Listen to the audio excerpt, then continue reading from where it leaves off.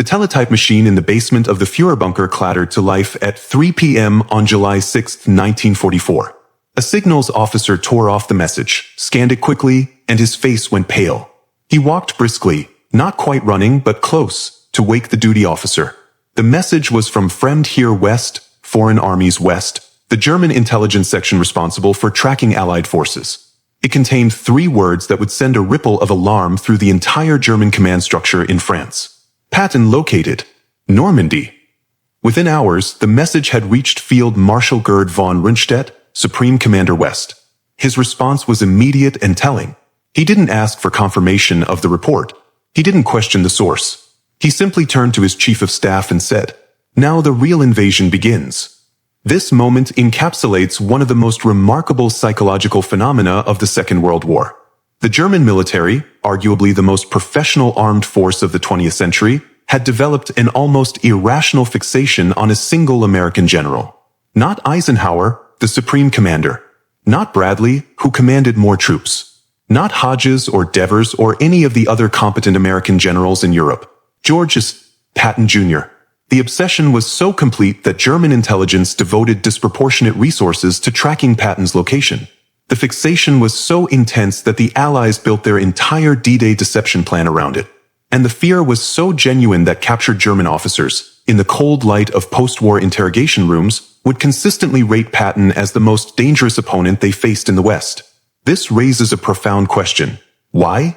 Why did the German high command fear Patton and his Third Army more than other American forces? Was this fear justified by reality, or was it the result of successful Allied psychological warfare? And perhaps most importantly, did this fear actually affect German operational decisions in ways that changed the course of the war?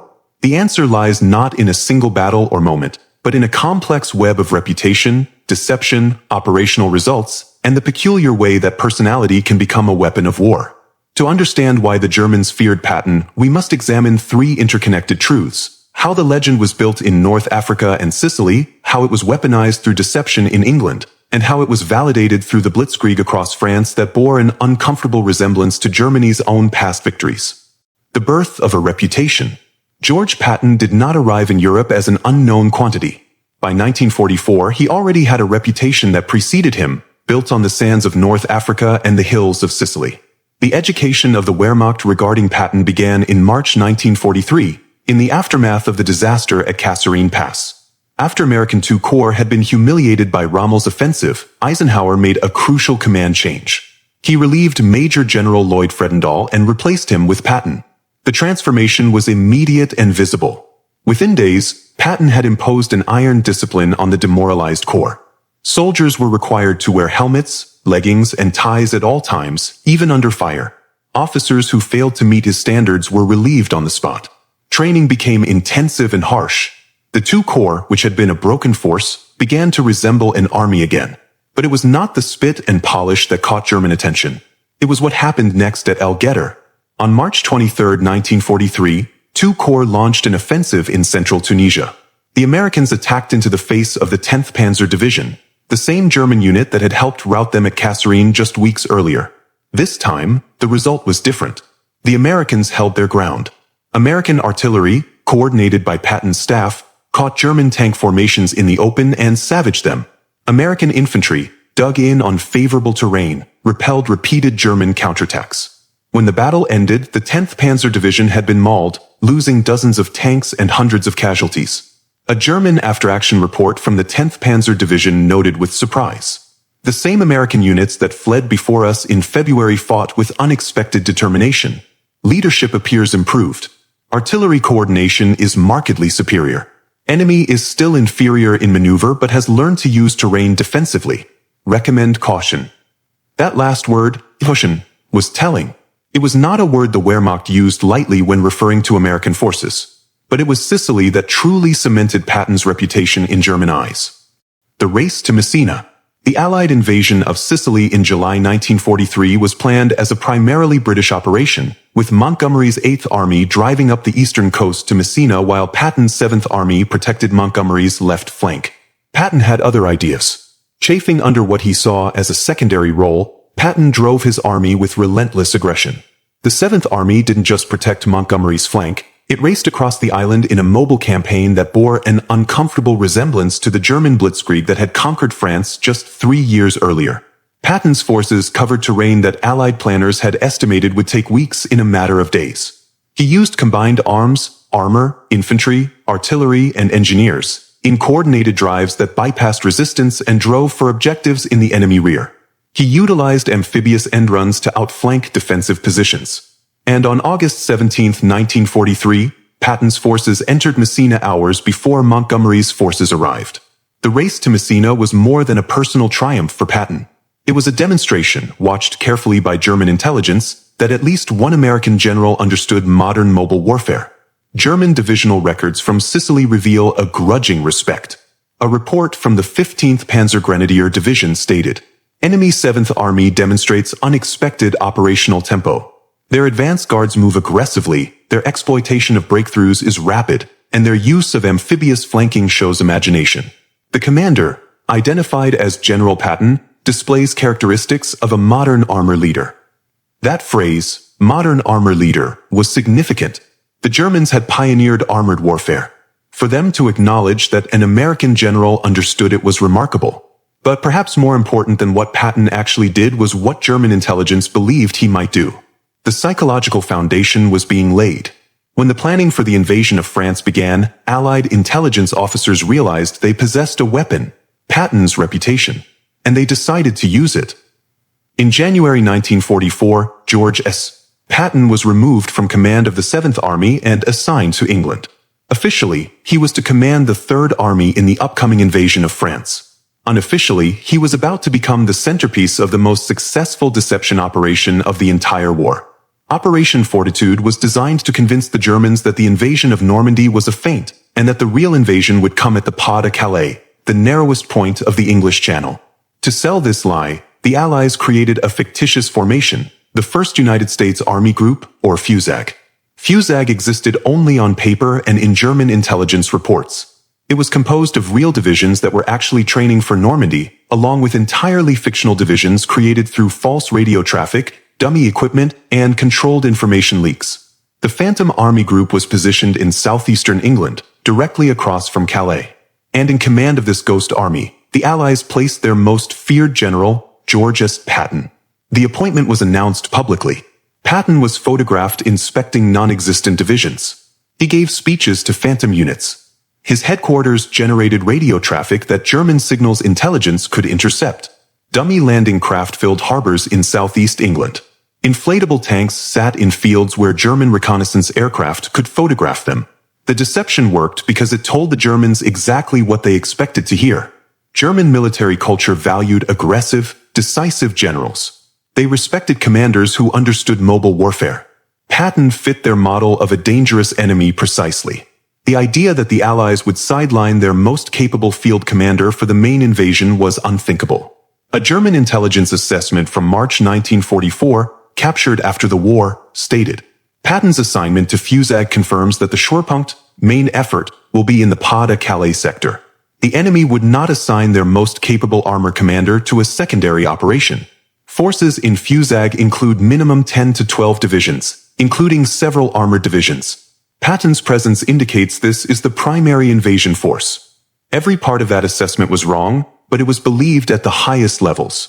Field Marshal Erwin Rommel, responsible for defending the French coast, positioned his strongest forces to defend Calais. The 15th Army, Germany's strongest force in France, sat north of the Seine, waiting for Patton. Meanwhile, Normandy was defended by second-line static divisions. Even after the landings on June 6th, the Germans remained convinced that Normandy was a diversion. Intercepted German communications from June 7th showed OKW, German High Command, ordering units to remain in position at Calais because the main attack under Patton has not yet occurred. For critical weeks after D-Day, powerful German formations sat idle at Calais, waiting for a phantom army that would never come. The 15th Army, which might have turned the tide in Normandy, remained frozen in place by the specter of Patton. It wasn't until early July, when German intelligence finally confirmed Patton had been located in Normandy, that the truth began to dawn. And by then it was too late. But the psychological impact didn't end with the revelation of the deception. because once Patton actually entered the battle, he proceeded to validate every fear the Germans had harbored about him. On August 1st, 1944, the Third Army became operational in France. Patton had been waiting, impatiently, for this moment. What followed was a campaign of mobile warfare that shocked even Allied commanders who thought they knew what to expect. The Third Army's breakout from Normandy, Operation Cobra and its exploitation, is a case study in aggressive operational art.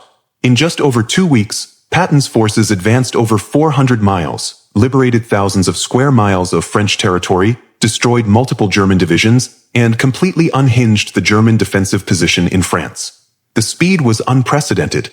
Third Army units were advancing 30 to 40 miles per day, speeds not seen since the German blitzkrieg of 1940.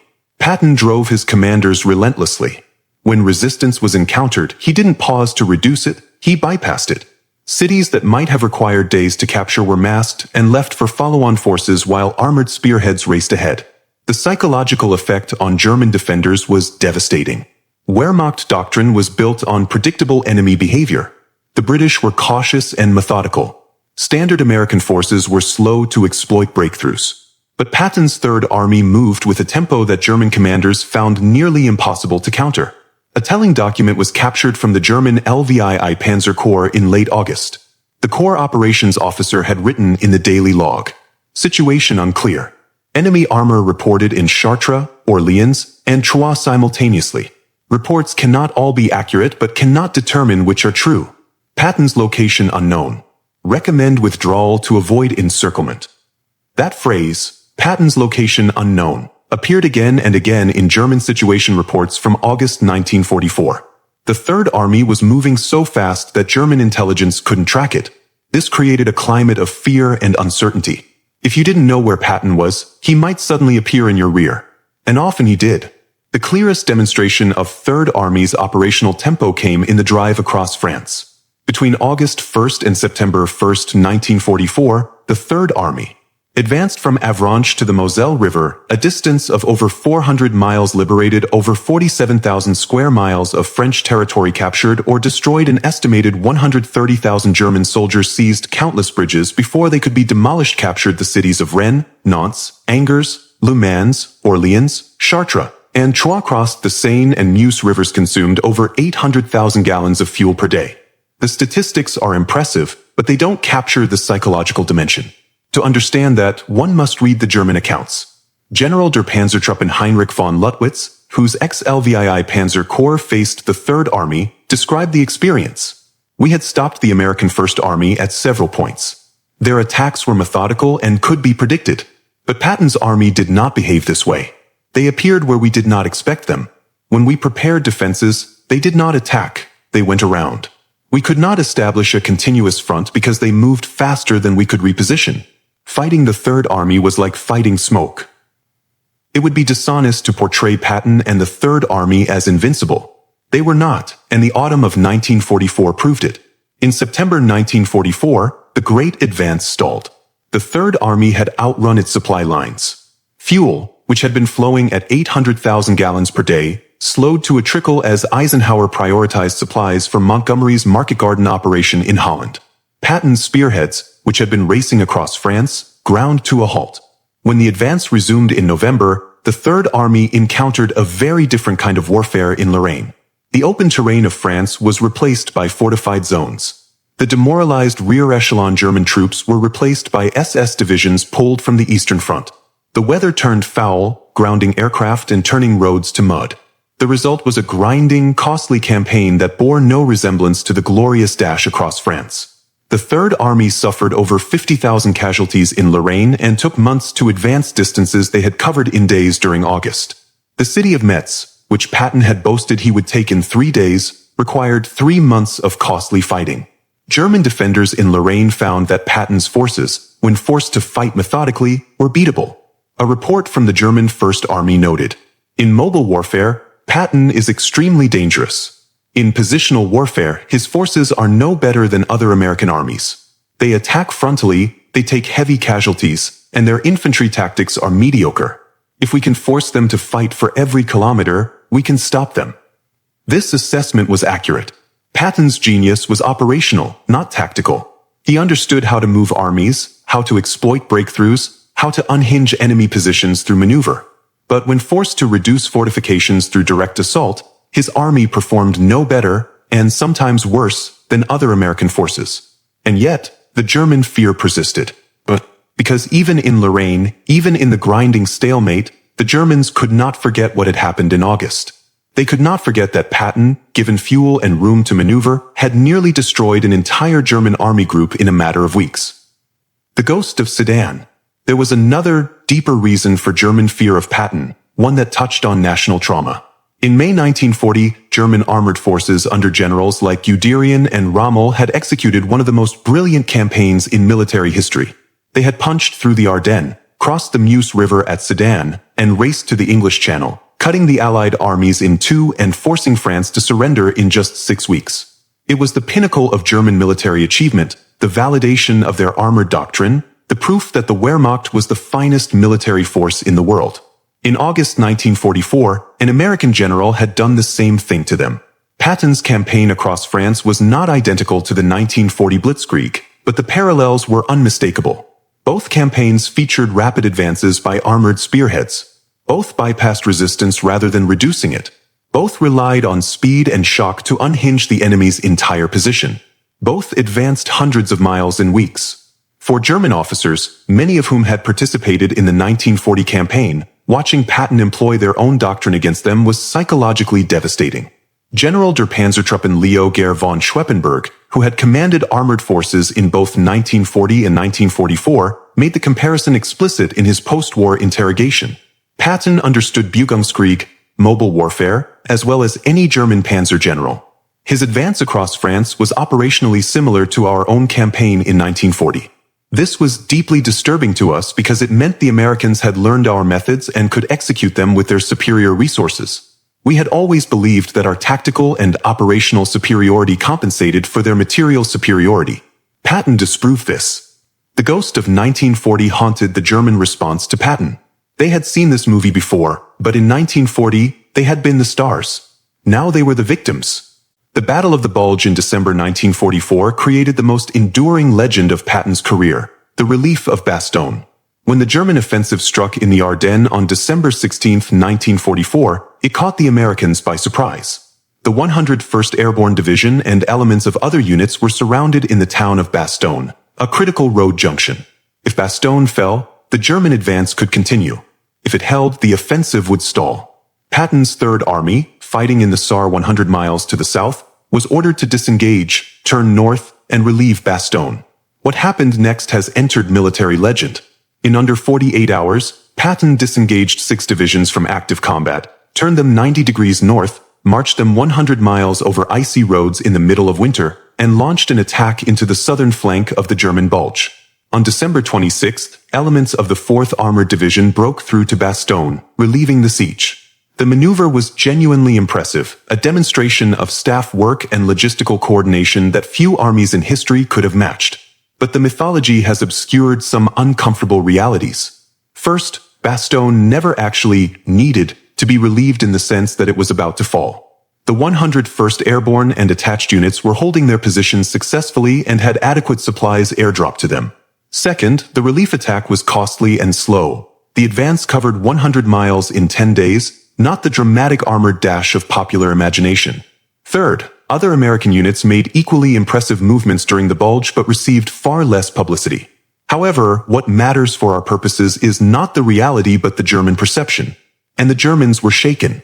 The ability of an entire army to disengage from combat, reorient, and attack in a completely different direction in under 2 days seemed almost impossible. German forces, with their horse-drawn logistics and fuel shortages, could not have executed such a maneuver.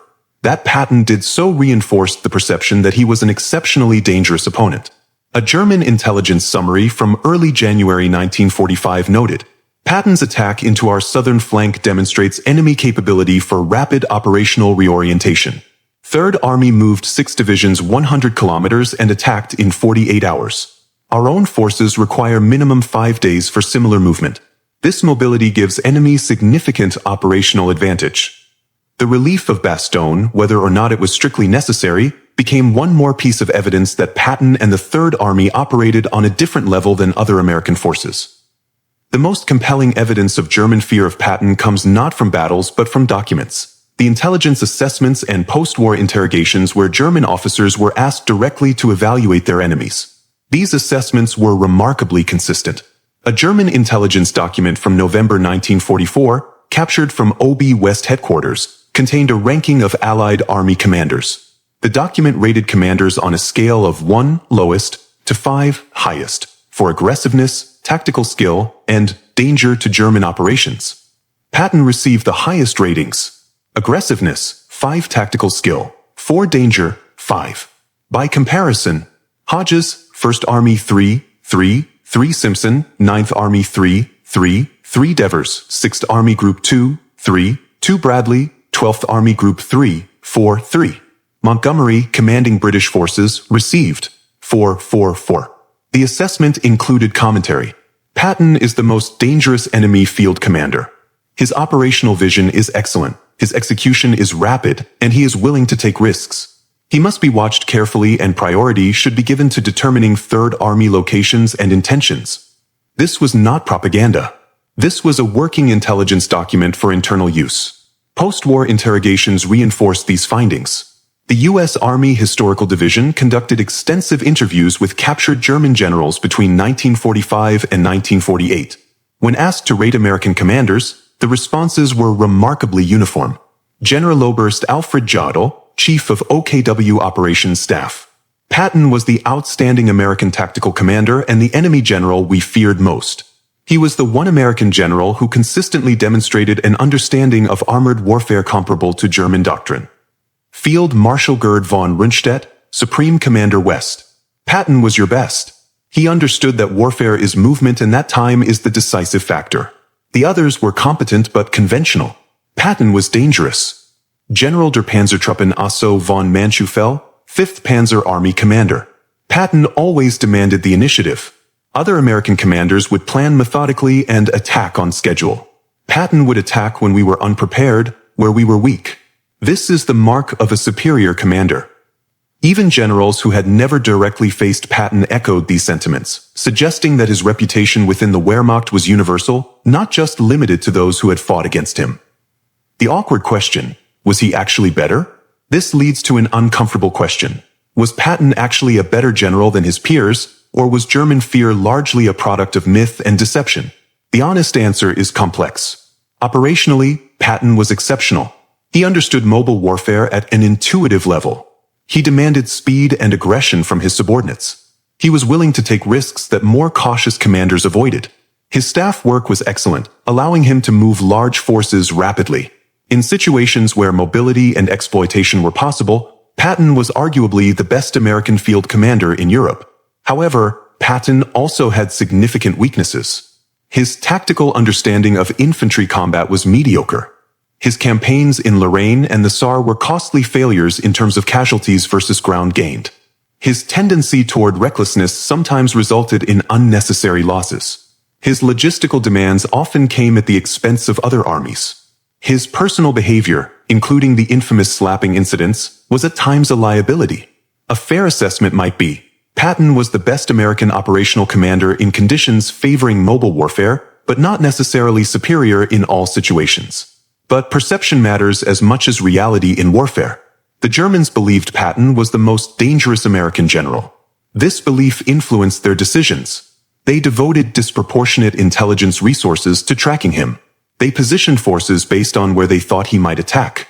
They maintained forces at Calais for weeks because they couldn't believe Patton wasn't leading the real invasion. In this sense, Patton's reputation became a weapon in itself, independent of his actual capabilities. To move beyond perception and examine reality, we can look at comparative statistics for American armies in Europe. Third Army, Patton.